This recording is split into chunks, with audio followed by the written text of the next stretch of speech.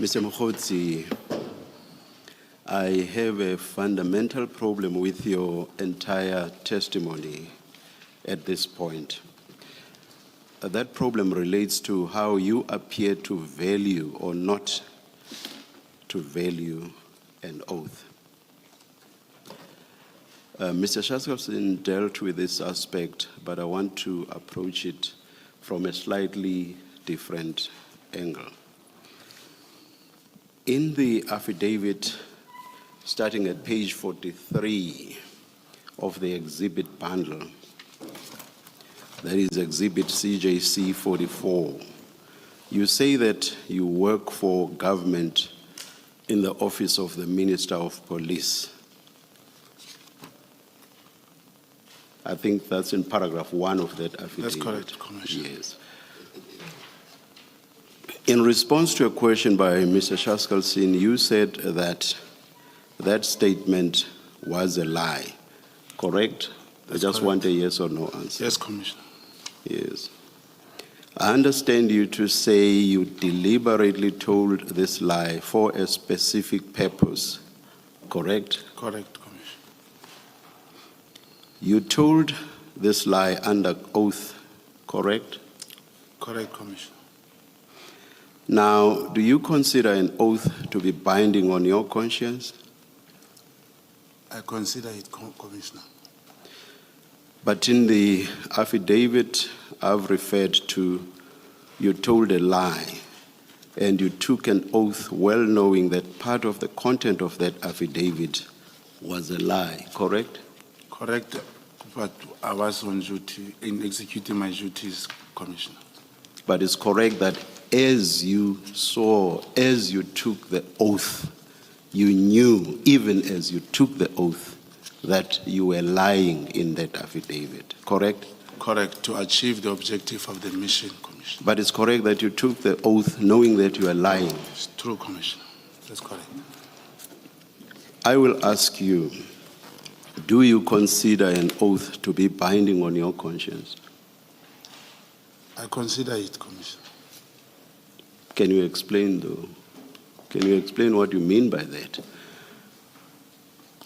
There's the oath you took in respect of CJC 44, and as you took the oath, you knew you were lying. When you took that particular oath, did you consider it to be binding on your conscience, that earlier oath, not the one you took before us? Did you consider that to be binding The one on your the affidavit. Sorry, CJC 44, at page 43. That's correct. Commissioner, will I be allowed to say something, please? Can you just answer the question? Yes. Did you consider that oath to be binding on your conscience? For the purpose of the mission I was undertaking, Commissioner, it was the only way to execute that mission. And can you now answer the question directly? Okay, thank you, I hear you. Can you answer the question directly? Did you consider that oath to be binding on your conscience? Yes or no? You've given an explanation. Now I want a direct answer to my question.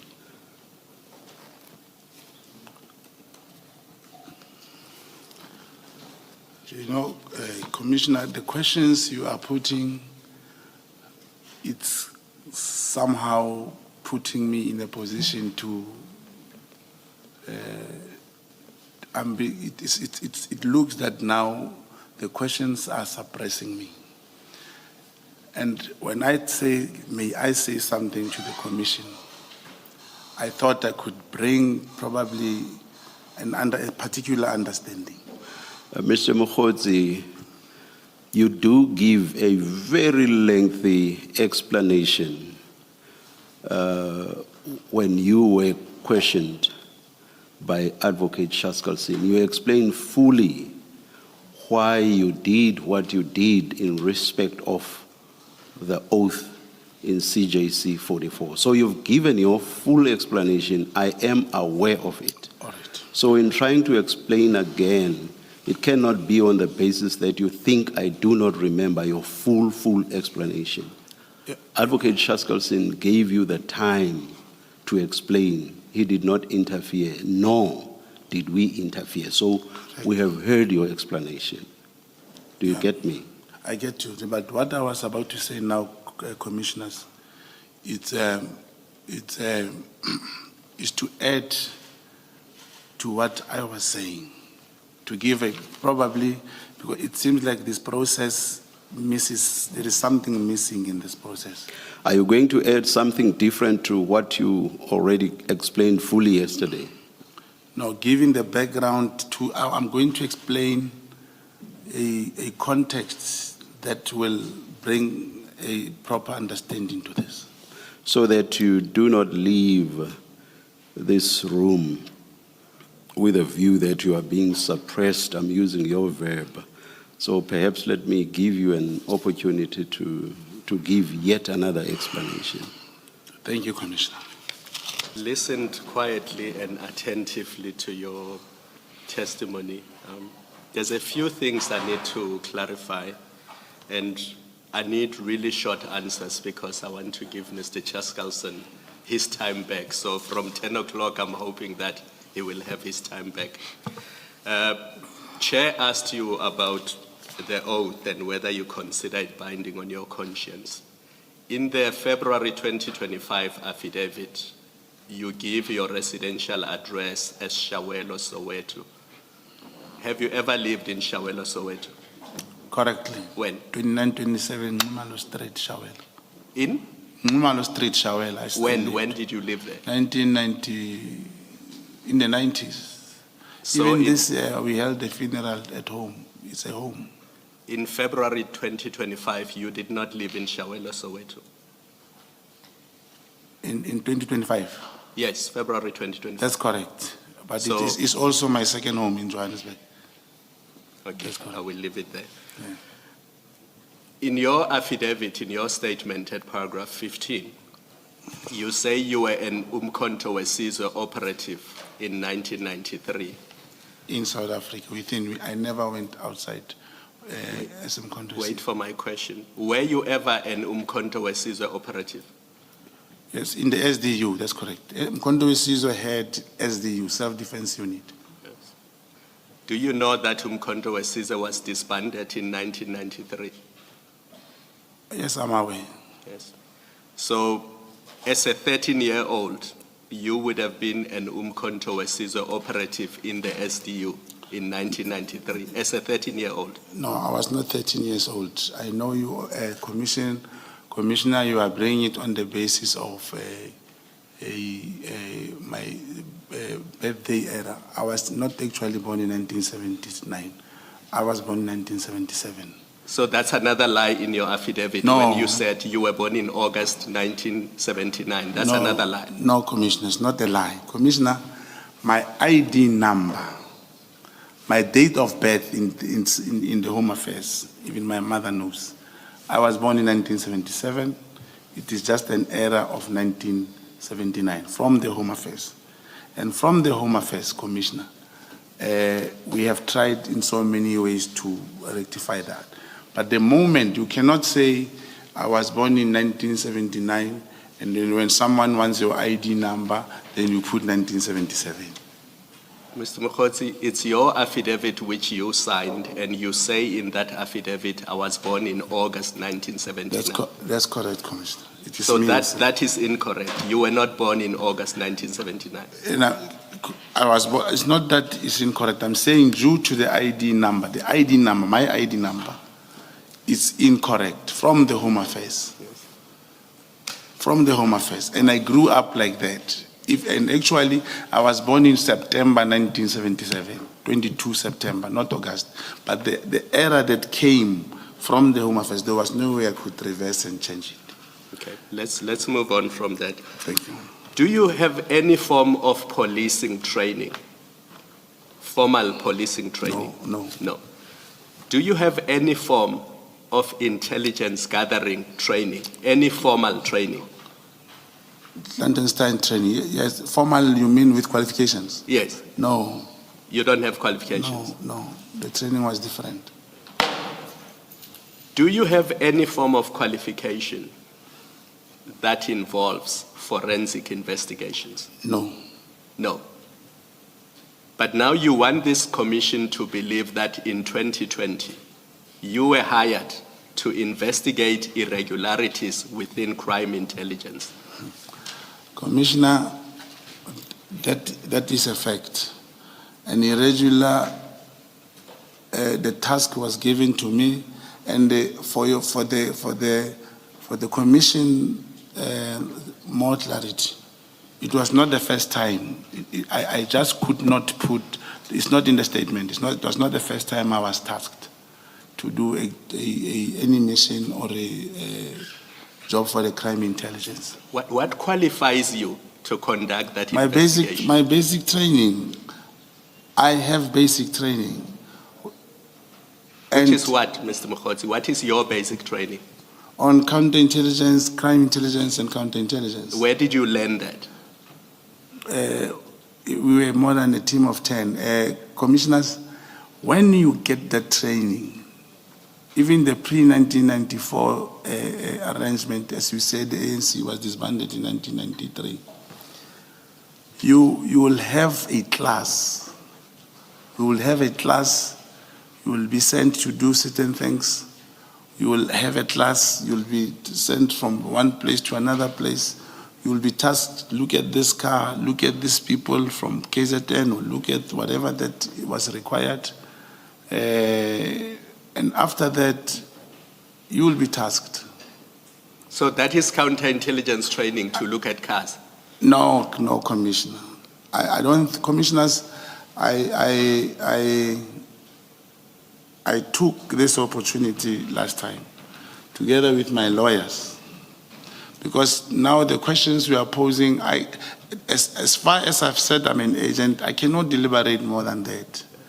I cannot go deeper and deeper into that on my side.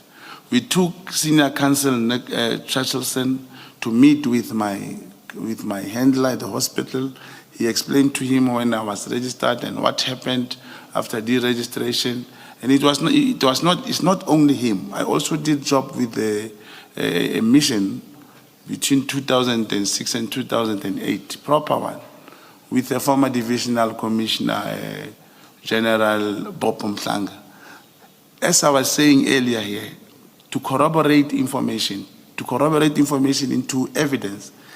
If one is allowed, I can bring those people. Let me interrupt you, Ms. Mogotsi. I said short answers. I don't want you to go to 2008. Talk today about your signal communications with the minister. And to begin with, I want to put to you the proposition that Signal is a more secure app than WhatsApp. Would you accept that? It's not, repeat the question, Constable. That Signal is a more secure app, secure against interception than WhatsApp. It's correct. And it's an app that is generally used for clandestine communications. I don't know about that.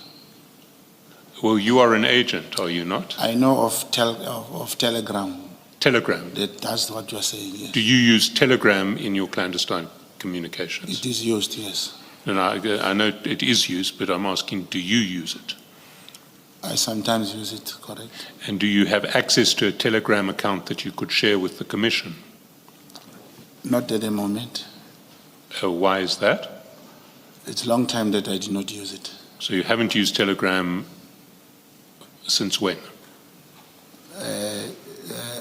Depending on the mission, for that particular purpose, I'll use Telegram.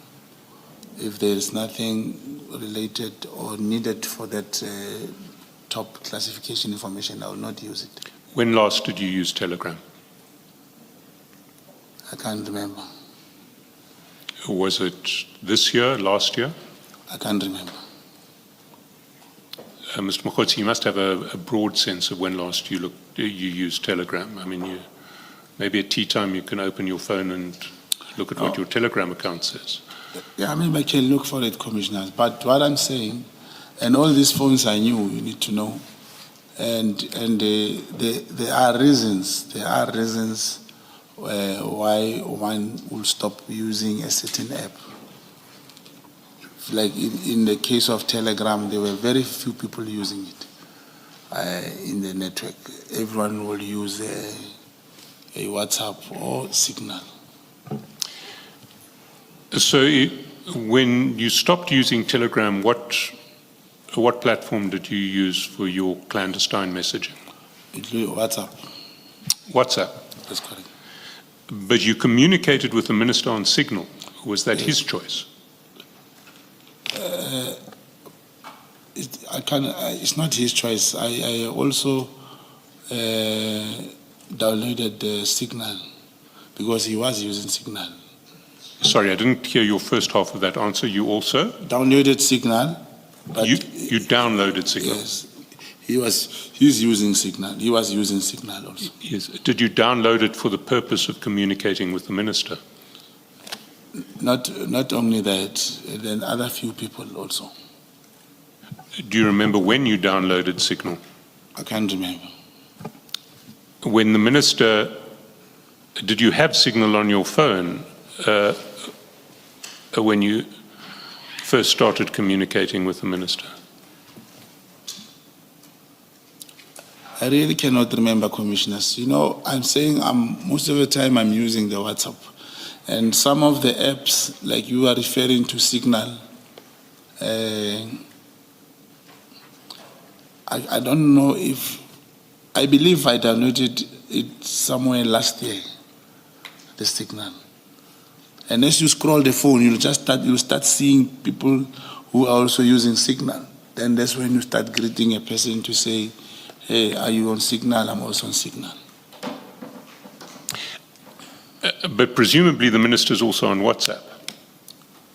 That's correct. Why did you communicate with him on Signal?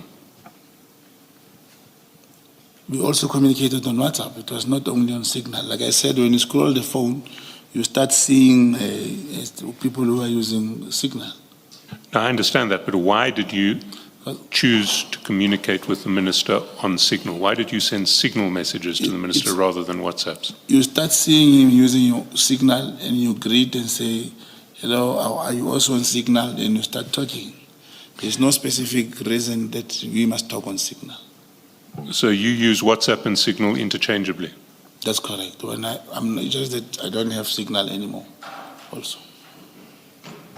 And if I understood you correctly, that when you went on to Signal, you realized that the minister was also on Signal, so you reached out to him on Signal.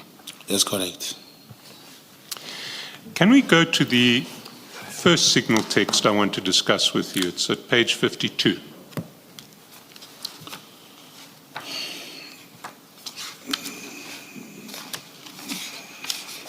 Page 52 of the Annex bundle.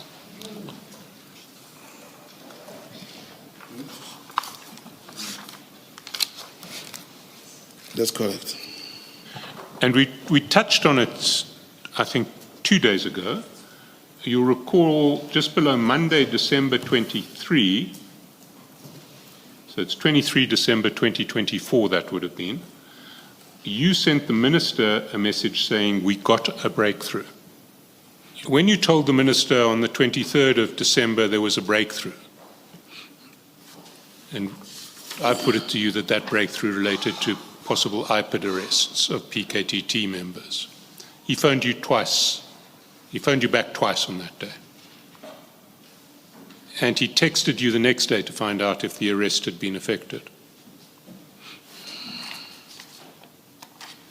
And then later in December, you sent a screenshot about a constitutional court judgment where you told the minister to charge General Khumalo either himself or through General Sabia. You recall that?